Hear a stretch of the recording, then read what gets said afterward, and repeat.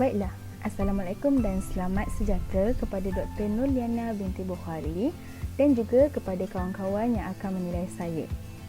Baiklah, saya Adiatul Liana binti Roslan bermetrikkan nombor 263604 akan memberi sedikit penerangan mengenai roda impian pendidikan bagi Game Based Assessment Engineering.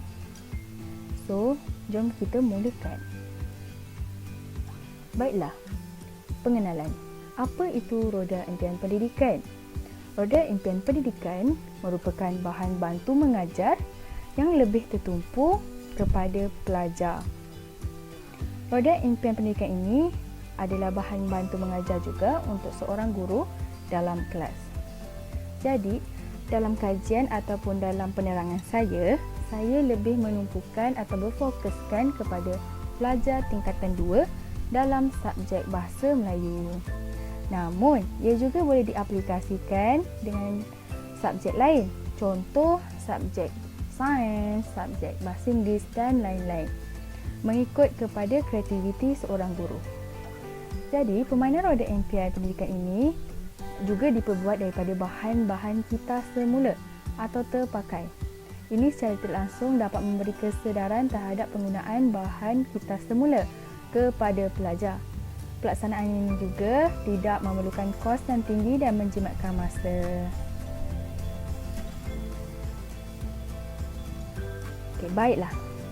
Ianya sememangnya sejajar dengan sukatan pembelajaran pelajar kerana kita berfokuskan permainan itu mengikut silibus yang ditetapkan oleh Kementerian Pelajaran.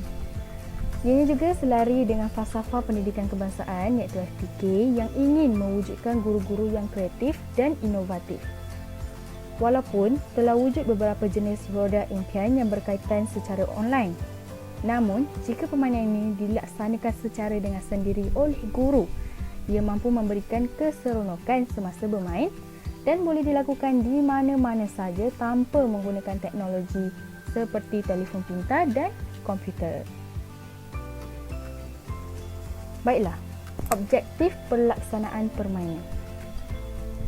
Yang pertama, ianya membantu meningkatkan kemahiran pelajar dalam memahami setiap unit dalam buku teks Bahasa Melayu tingkatan 2. Kerana saya berfokus kepada pelajar tingkatan 2 dan subjek Bahasa Melayu. Yang kedua, ia dapat menimbulkan minat pelajar-pelajar dalam menguasai kemahiran membaca melalui aktiviti PNP yang menyeronokkan iaitu belajar sambil bermain. Yang ketiga, melahirkan pelajar-pelajar yang yakin dengan diri sendiri dan berfikiran secara kreatif dan kritis. Yang keempat, ia mampu mengubah amalan PNP guru dengan mewujudkan suasana PNP yang lebih ceria dan harmonis.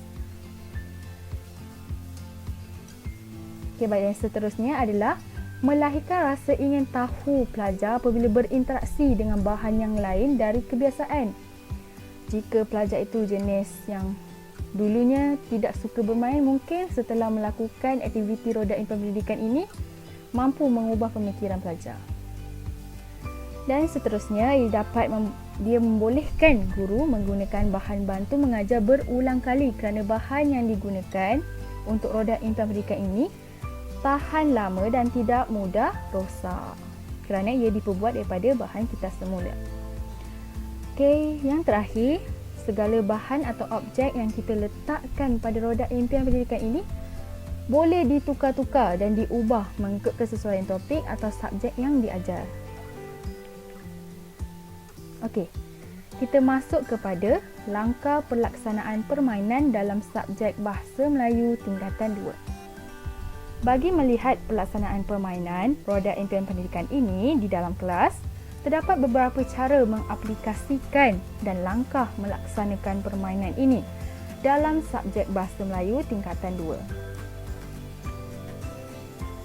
Baiklah, langkah pertama, saya hanya memberi contoh ini saja kerana ia nampak lebih jelas. Baiklah, langkah pertama ialah pembahagian kumpulan secara adil. Guru perlu memastikan ataupun menyediakan roda impian pendidikan ini pada waktu pembelajaran dilakukan ataupun pada waktu aktiviti. Seterusnya, guru akan meletak nama kumpulan pada roda. Ianya mengikut kesesuaian pada bilangan pelajar di dalam sebuah kelas. Seterusnya, pelajar dikehendaki untuk memutar seorang demi seorang bagi menentukan kumpulan. Sebagai contoh, kumpulan 1, kumpulan 2, kumpulan 3, kumpulan 4, kumpulan 5, kumpulan 6. Jika putaran itu terkena kepada salah satu kumpulan, maka pelajar itu akan masuk kepada kumpulan itu. Dan ini akan diulang berulang kali mengikut kesesuaian sehingga habis. Jadi, objektifnya ianya bagi menentukan kumpulan dalam pelajar tanpa rasa bias. Pelajar boleh mendidik diri rasa menerima kumpulan mereka yang dipilih secara pusingan roda impian pendidikan. Kalau kita tahu, untuk masa sekarang, banyak pelajar yang tidak suka untuk ditentukan ataupun sukar untuk memilih kumpulan. Jadi, daripada mereka memilih kumpulan yang tidak baik, roda impian pendidikan ini mampu untuk membantu mereka membuat pilihan yang terbaik. Okey, 4.0. Kita masuk kepada pelaksanaan permainan dalam bilik darjah. Jadi, proses dan penerangan yang berikut merupakan contoh strategi mengajar subjek Bahasa Melayu. Tempoh masa untuk satu kelas adalah 1 jam 30 minit. Dalam contoh di bawah, topik yang dibawa ialah tema 4 iaitu integriti amalan kita dan subunitnya ialah unit 7 iaitu remaja integriti. Jadi, yang seterusnya saya akan menerangkan sedikit penerangan strategi untuk guru. Bagi proses pengajaran dan pembelajaran, iaitu tahap pertama, dianggarkan tempoh yang diberi adalah 40 minit. Jadi, pengajaran dilaksanakan oleh guru untuk tema 4, iaitu integriti amalan kita dan subunitnya ialah unit 7, iaitu remaja integriti. Jadi, dalam topik ini, guru menekankan cara untuk membina 4 perenggan pendahuluan.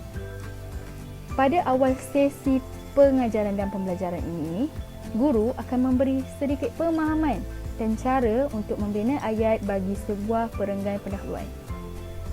Maknanya di sini, guru akan mengajar sehingga pelajar memahami cara mudah untuk membina 4 perenggan pendahuluan selama 40 minit. Seterusnya kita masuk ke tahap kedua iaitu pelaksanaan aktiviti. Anggaran waktu 40 minit. Jadi setelah sesi penerangan ataupun pengajaran oleh guru selesai, guru akan beralih kepada pelaksanaan aktiviti dalam kelas. Jadi langkah yang pertama, guru akan memberi soalan kepada murid iaitu berdasarkan bahan dalam buku teks, tulis 4 jenis perenggan pendahuluan. Guru akan memberikan soalan itu dulu. Yang langkah kedua, guru akan menggunakan roda impian pendidikan untuk pembahagian kumpulan dahulu, seperti yang saya terangkan. Yang ketiga, jika pelajar telah membentuk dan mengikut kumpulan, maka tugasan akan diberi, iaitu menulis 1 jenis perenggan pendahuluan daripada 4 jenis yang dipelajari secara berkumpulan. Jadi, perbincangan digalakkan dalam kumpulan. Masa perbincangan dianggarkan selama 10 minit. Setelah selesai, wakil kumpulan dipanggil untuk memusingkan roda impian seberguna bagi menentukan kumpulan mana yang dipilih untuk memberi contoh. Kalau wakil kumpulan tak ada ataupun guru tidak mahu mengikut yang ini, jadi guru boleh mengikut kreativiti sendiri untuk menentukan siapa yang akan menulis ataupun memberi contoh hasil daripada perbincangan mereka. Baiklah, tahap yang terakhir iaitu penilaian. Penilaian diberi anggaran selama 10 minit. Sewaktu sesi penilaian berlaku, guru akan bertanyakan mengenai tindak balik atau feedback murid sepanjang aktiviti bermain menggunakan roda impian pendidikan ini dalam sesi pengajaran dan pembelajaran. Guru juga perlu menilai sama ada pelaksanaan permainan roda impian seberguna ini mencapai objektif pembelajaran atau tidak mencapai. Di sini ada interaksi di antara guru dan juga murid. Kemungkinan murid boleh menyatakan pendapat mereka mengenai permainan ini. Sama ada permainan ini membuatkan mereka lebih memahami subjek yang dipelajari ataupun tidak. Jadi guru akan bertindak untuk memahami dan menilai apa kelemahan permainan ataupun apa yang perlu dipertingkatkan selepas ini. Jadi anggaran penilaiannya adalah selama 10 minit. Kita masuk kepada kelebihan dan kelemahan untuk game ini. Jadi kelebihannya adalah yang pertama, tidak menggunakan sebarang software komputer. Jadi seperti yang anda tahu, ianya adalah barang hasil daripada kemahiran seorang guru itu sendiri ataupun kreativiti seorang guru. Jadi ia tidak menggunakan software komputer. Untuk sekolah menengah ataupun sekolah rendah, kebanyakan kelas atau komputer ataupun mereka tidak membawa komputer ke sekolah ataupun bawa telefon ke sekolah. Jadi jika software itu berlaku ataupun permainan ini digunakan dalam komputer ataupun telefon pintar, ianya agak sukar untuk dilakukan kerana tidak semua pelajar memiliki komputer ataupun telefon pintar. Oleh itu, ianya merupakan satu kelebihan untuk permainan roda impian pendidikan ini digunakan di mana-mana saja. Yang kedua, ini diperbuat daripada barang kita semula. Seperti yang saya tekankan pada awal-awal perbincangan, kelebihan ini adalah sangat penting kerana apabila seorang guru menunjukkan nilai yang baik kepada murid-muridnya, iaitu menggunakan barang kita semula kepada pelajar akan lebih memahami kepentingan sebenar barang kita semula. Yang ketiga, mudah untuk digunakan. Sebagai contoh, apabila kita sendiri membina roda impian pendidikan ini, ianya lebih mudah untuk digunakan. Apabila kita menggunakan software komputer, jika ada sebarang kerosakan ataupun masalah pada software tersebut, ianya sudah tidak dapat digunakan ataupun mengambil masa yang agak lama. Namun, kalau menggunakan secara manual, ianya lebih mudah untuk digunakan. Baiklah, kita beralih kepada kelemahan. Kelemahan untuk game roda impian pendidikan ini adalah bersaing dengan teknologi. Apabila waktu semakin lama semakin ke hadapan, banyak barang-barang ataupun software-software komputer yang berteknologi. Jadi, kemahiran ataupun soft skill membina kreativiti menggunakan bahan kita semula sudah makin lama makin kurang. Jadi ianya adalah kelemahan untuk game ini. Yang kedua, masa yang diperlukan untuk bermain boleh berubah-ubah. Permainan ini tidak boleh menentukan waktu yang ditetapkan secara anggaran yang seperti saya katakan tadi. Namun, ia masih boleh diaplikasikan secara mengikut kreativiti guru itu sendiri. Macam mana cara ataupun strategi yang ingin guru itu capai. Baiklah, kita masuk kepada kesimpulan. Permainan roda impian pendidikan ini sangat sesuai untuk dilaksanakan selepas guru habis mengajar sesuatu tajuk atau topik yang berkenaan. Sebagai contoh tadi unit 7, integrasi amalan kita. Jadi permainan ini umpama kuis. Ianya umpama kuis. Sebagai contoh juga tadi saya telah menekankan pembinaan 4 perenggan pendahuluan. Jadi permainan itu umpama kuis untuk menguji kefahaman pelajar-pelajar. Selain itu juga, ia juga merupakan alat bantu mengajar untuk guru-guru.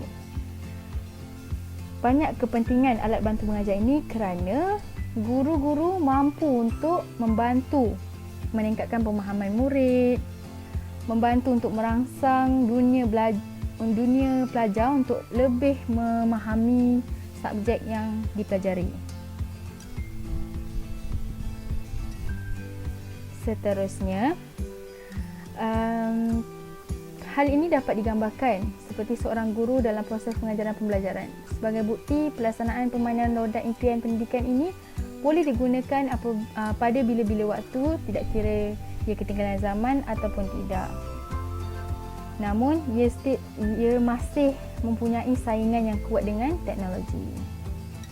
Oleh itu, diharapkan penambahbaikan untuk meningkatkan penggunaan bahan bantu mengajar bagi memudahkan proses pengajaran dan pembelajaran di dalam bilik darjah dapat ditingkatkan agar prestasi pelajar serta pendidikan di negara akan terus berkembang. Ini merupakan prototipe roda impian pendidikan.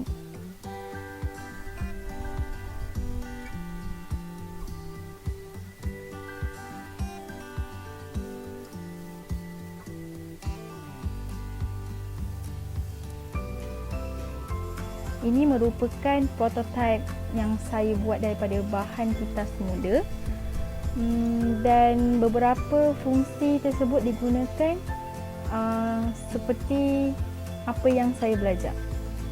Jadi saiz yang digunakan adalah agak kecil, namun guru-guru boleh menyesuaikan saiz yang dikehendaki, sama ada guru ingin saiz yang lebih besar, sederhana ataupun kecil. Itu saja daripada saya. Terima kasih kerana setia untuk mendengar penerangan ini, dan kalau ada kesilapan daripada saya mohon maaf. Saya akan buat lebih baik pada masa akan datang, dan terima kasih sekali lagi. Thank you. Assalamualaikum.